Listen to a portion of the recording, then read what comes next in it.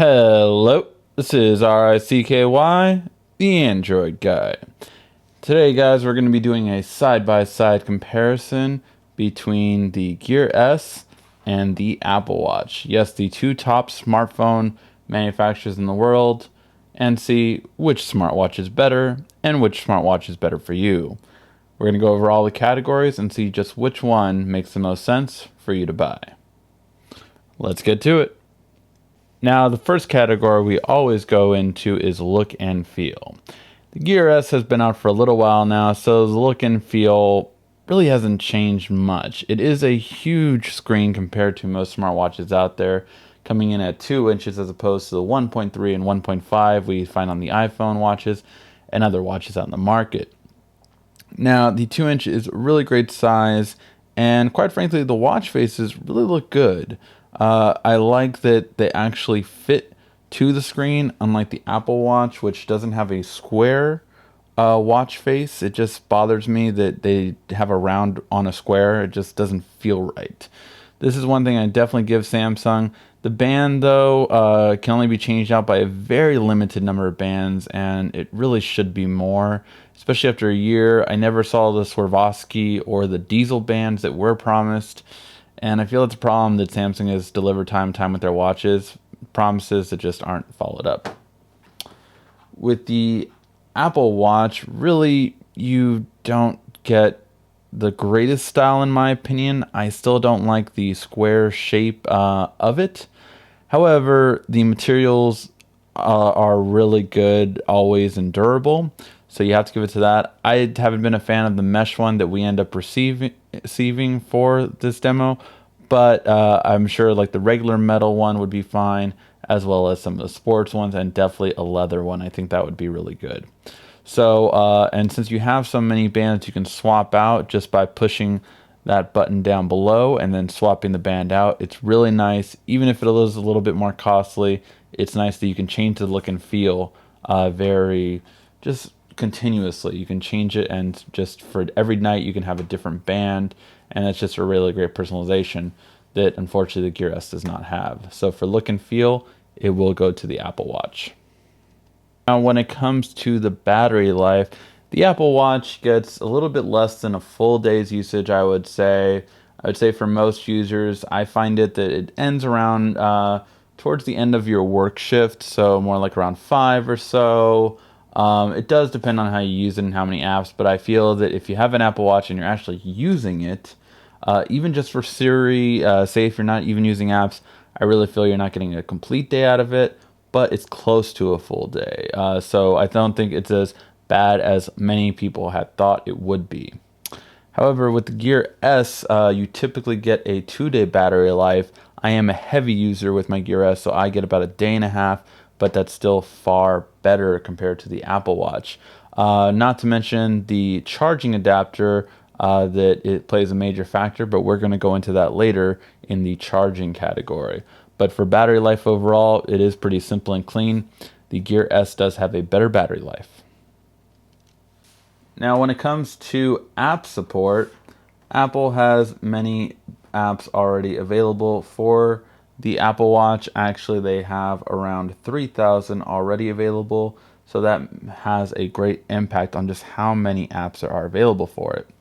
On the Gear S, they did come starting off strong with certain apps such as Yelp, a full web browser, turn-by-turn navigation, Instagram third-party apps, even games that you use with your smartphone that was really clever, and even ties in with AT&T such as Uverse. But overall, they stopped at about 1,500 currently right now. So the Apple Watch literally has about double the amount of apps available. And again, it's just certain apps. I always go back to the Starbucks app. So for Starbucks on the Apple Watch, there is an official Starbucks app, whereas on the Gear S, I can use Samsung Wallet in order to pay for my coffee through a Starbucks gift card. But it's just a third way around it, and I really wish that they would partner up with more providers, just app developers, to create better apps. I know Samsung's working on it. It does take a while, but obviously Apple just launched and they have more than double the apps. So it's something that I would like to see on the next Gear. So for this reason, in app support, Apple Watch definitely takes it. Now, when it comes to charging, the Apple Watch is probably my least favorite charging watch to date. And that's simply because the magnetic connection really isn't that strong. It's a proprietary connection, so really you have to have this entire cable with you everywhere, which is just ridiculous. They could have easily used a lightning connection to go into it, but they didn't. So this was one of my biggest gripes with the Apple Watch, and probably one of the least effective ways you ever could charge. I get it, it's magnetic, so it has that classy style to it, but overall it's just bad. It just really is. And this is really just a little bit longer to charge to. I would say the Apple Watch takes almost an hour and a half to almost 2 hours, it feels like sometimes when charging. So it just takes a while to charge overall. Now, with the Gear S, it is also a proprietary charger. However, it has a huge advantage. See, this charger is actually a battery power pack from Samsung. So the 300 milliamp battery here can be recharged by the 300 milliamp battery here. So when I'm ever low on battery, I just simply connect it and then it will begin charging. So that's a really just great feature to have on the go. And it works out great. Last weekend I went camping and I was able just to charge it simply and easily with that. So that's one of the great tools that Samsung has given you, and probably, although proprietary chargers aren't the best, this is probably the best one I've seen just for that reason alone. It's a battery pack that doubles your battery life. Not to mention that it is a micro USB as well, so I can plug this up in my car, another battery backup could charge this, or obviously I can just charge it in any wall. So for that reason, the Gear S is going to win charging just because it's so much more versatile than the Apple Watch charger. Now, when it comes to the input method for the Apple Watch, it's actually pretty good. I would say it's actually even better than any Android Wear input currently right now. And that's because on the Apple Watch, one really great thing about it is you can pretty much go into any app, whether it be text messaging, Facebook, or anything like that, and then use Siri. So I find that to be a very great feature just because you can use Siri and have it launch an app or anything such as that. So that's a really great feature to be able to always use voice to text. Now you have some quick replies you can do as well, but I can't believe you can't add more, edit more, at least not at this point. That could easily be an upgrade in the short future, but you really can't add more, at least at the time being. Now, that being said, the Gear S is just superior. Although the Apple Watch is better than every Android Wear watch, this is one area where the Gear S shines. And that's simply for one reason. When you text message, when you do anything from the Gear S, you have something that no other smartwatch really has a great deal of. That is the simple fact of a full keyboard. Now, on the Apple Watch, you can do little emoji styles, but on the Gear S, you can actually just do regular full emojis. So when I go into here, you can see that I can just type in I can use all the regular emojis. So that's a really nice feature just to be able to do that very simply and easily. You can also, of course, do voice to text, and you can set up quick replies. So basically, you can use, the ability to use voice to text just like Siri can with the S voice on the Gear S. And you can also input pretty much in any method you can normally do on a regular cell phone. So for that reason, the input method of the Gear S really is the superior one, just because you have every avenue you would on a regular smartphone. Whereas the Apple Watch is still a bit more limited, even though it is better than other smartwatches out there on the market. Now, when it comes to call and text category, well, these two actually do both, which is different from a lot of the smartwatch comparisons we've done in the past. Usually it's been the Samsung one and it's been the only one to do calling and texting, and the Android Wear, the Pebble, everything else hasn't been able to do that. However, the Apple Watch does do both easily as well. My only downside would be the simple fact that the Apple Watch sound is actually worse than the Gear S. Now, if this was the Gear 2, it might be more closely related, but because it's the Gear S did have a much better sound quality when comparing to the Apple Watch, so you can hear it a lot more easily in comparison to the Apple Watch.